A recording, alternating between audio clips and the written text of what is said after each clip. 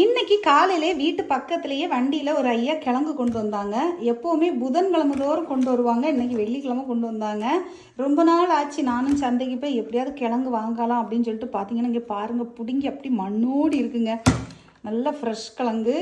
இந்த தாத்தாக்கிட்ட நிறைய டைம் வாங்கி நான் ஏற்கனவே வீடியோ போட்டிருந்துருப்பேன். கிழங்கு வந்து அப்படியே பார்த்திங்கன்னா நல்லா மாவு மாதிரி சூப்பராக இருக்கும் பார்த்துக்கோங்க. இது இவ்வளோ பார்த்திங்கன்னா 150 ரூபா, 1 கிலோ 60 ரூபா சொன்னாங்க. 3 கிலோக்கு மேலேயே இருக்குது. ஓகேவா? நல்ல பெரிய பெரிய கிழங்கு. நான் வந்து இதை பாதி எடுத்துகிட்டு, பாதி நம்ம இவ்வளோ சாப்பிட மாட்டேன், எங்கள் வீட்டுக்காரங்க ரொம்ப சாப்பிடக்கூடாது அவங்களுக்கு. அதனால் நானும் பிள்ளைங்களும் சாப்பிடுவோம். எங்கள் அண்ணிக்கு கொடுத்து விடலாம். எங்கள் அண்ணிக்கு எங்கள் அக்காவுக்குலாம் அந்த கிழங்கு ரொம்ப பிடிக்கும். அதனால் அண்ணி டெய்லி வருவாங்களா, அதனால் அன்றைக்கி எவ்வளோ வேணுமோ அவங்களுக்கு கொடுத்துட்டு நமக்கு ஒரு சின்ன துண்டு போதும்.